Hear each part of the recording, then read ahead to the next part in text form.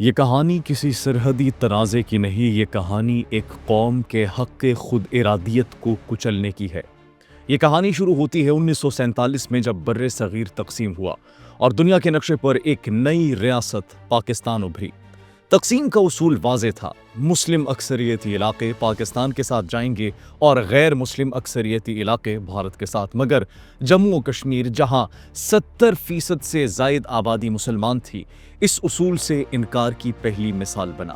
مہاراجہ ہری سنگھ، جو ایک ہندو حکمران تھا، نے جان بوجھ کر فیصلہ مؤخر رکھا، کیونکہ وہ جانتا تھا کہ اگر فیصلہ عوام پر چھوڑا گیا تو نتیجہ پاکستان کے حق میں جائے گا۔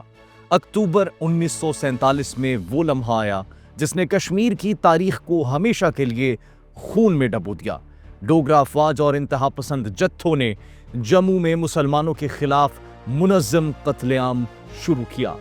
گاؤں کے گاؤں جلا دیے گئے، عورتوں کی بے حرمتی ہوئی اور اندازاً 2 لاکھ مسلمان صرف اس لیے قتل کر دیے گئے تھے تاکہ آبادی کا تناسب تبدیل کیا جا سکے۔ یہ انسانی تاریخ کے بدترین نسلی صفائی کے واقعات میں سے ایک تھا، مگر دنیا خاموش رہی۔ جب مہاراجہ زمینی کنٹرول کھو بیٹھا اور عوام میں بغاوت پھیلی، تب بھارت نے اس افراتفری کو جواز بنا کر مداخلت کی۔ 26 اکتوبر 1947 کو ایک متنازع دستاویز انسٹرومنٹ آف ایکسیشن پیش کی گئی، ایسی دستاویز جس پر آج تک سوالات اٹھتے ہیں۔ نہ کشمیری عوام سے پوچھا گیا، نہ ہی مہاراجہ اس وقت ریاست پر حقیقی اختیار رکھتا تھا۔ اگلے ہی دن 27 اکتوبر 1947 کو بھارتی فوجیں سری نگر میں اتار دی گئی۔ یہ دن کشمیریوں کے لیے آزادی کے خواب کے ٹوٹنے کا دن تھا اور فوجی قبضے کے آغاز کا دن۔ 1947 سے 1948 تک پہلی پاک بھارت جنگ لڑی گئی اور حیران کن طور پر بھارت خود یہ معاملہ اقوام متحدہ لے گیا۔ 1 جنوری 1948 کو بھارت نے دنیا کے سامنے اعتراف کیا کہ کشمیر ایک بین الاقوامی تنازع ہے۔ 21 اپریل 1948 کو اقوام متحدہ کی قرارداد 47 منظور ہوئی، جس میں واضح طور پر کہا گیا کہ کشمیر کا فیصلہ کشمیر کی عوام کی مرضی سے ہوگا۔ کشمیریوں کو امید ملی، مگر یہ امید جلد ہی وعدوں کی قبر میں دفن کر دی گئی۔ 1949 میں سیز فائر لائن بنی، جو آج لائن آف کنٹرول کہلاتی ہے۔ یہ ایک عارضی بندوبست تھا، مگر بھارت نے اسے مستقل حقیقت بنانے کی کوشش شروع کر دی۔ 1951 میں بھارت نے کشمیر میں یک طرفہ انتخابات کروائے، جنہیں اقوام متحدہ نے مسترد کر دیا، مگر دہلی نے کشمیریوں کی آواز کو پھر نظر انداز کر دیا۔ 1954 میں بھارت نے آئینی چالوں کے ذریعے کشمیر کو ضم کرنے کی کوشش کی، مگر عالمی قوانین کے مطابق یہ اقدام غیر قانونی تھا۔ وقت گزرتا گیا، مگر وعدے پورے نہ ہوئے۔ 1965 میں دوسری پاک بھارت جنگ لڑی گئی اور پھر 1971 میں تیسری۔ تاشقند اور شملہ جیسے معاہدے ہوئے، مگر کشمیر ہر معاہدے میں مؤخر کر دیا گیا۔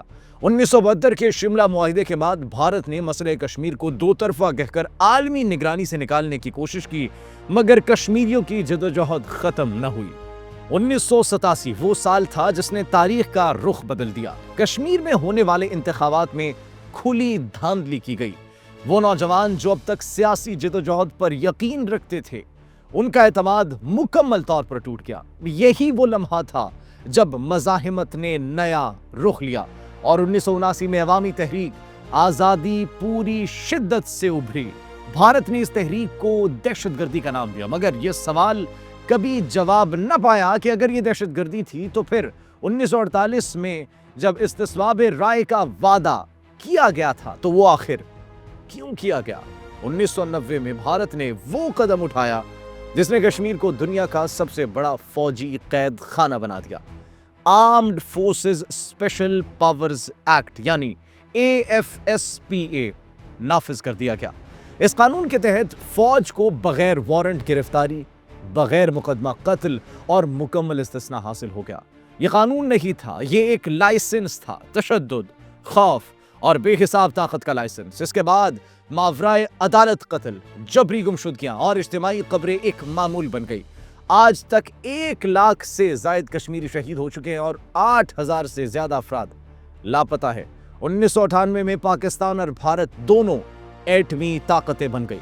دنیا نے کہا کہ جنوبی ایشیا محفوظ ہو گیا، مگر حقیقت یہ تھی کہ کشمیر اب دنیا کا سب سے خطرناک نیوکلیئر فلیش پوائنٹ بن چکا تھا۔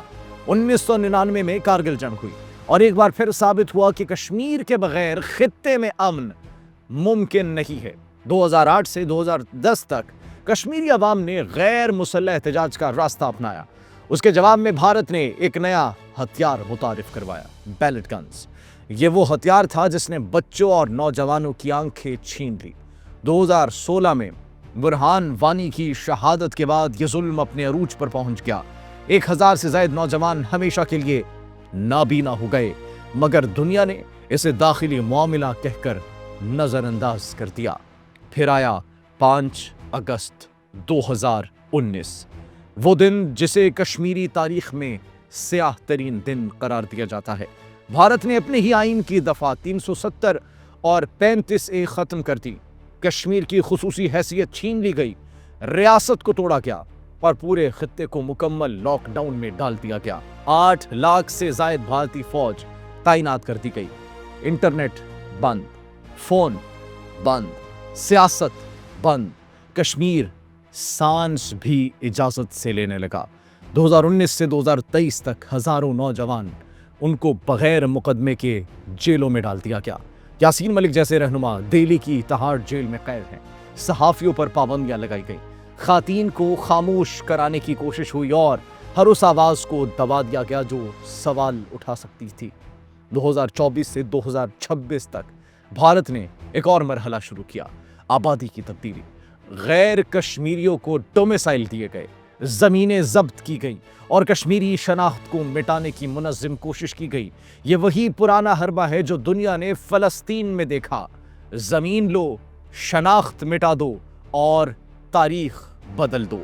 اس تمام عرصے میں پاکستان کا موقف واضح رہا، پاکستان کا موقف دو ٹوک رہا۔ پاکستان نے جنگیں لڑی کشمیر کے لیے، پاکستان نے سفارتکاری بھی کی اور ہر عالمی فورم پر یہ بھی کہا کہ کشمیر متنازع علاقہ ہے اور یہ فیصلہ صرف کشمیری عوام کریں گے کہ وہ کیا چاہتے ہیں۔ اقوام متحدہ کی 17 قراردادیں آج بھی موجود ہیں، مگر ایک پر بھی عمل نہیں ہوا۔ یہ کہانی یہی ختم نہیں ہوتی، کیونکہ کشمیر کوئی ماضی کا مسئلہ نہیں، یہ حال کی سچائی ہے۔ 5 فروری اسی عہد کی تجدید کا دن ہے کہ دہلی کے دھوکے قبول نہیں، اور کشمیریوں کا حق آزادی آج بھی زندہ ہے، اور کشمیریوں کی آواز بھی پوری دنیا کو آج بھی سنائی دے رہی ہے کہ کشمیر بنے گا پاکستان۔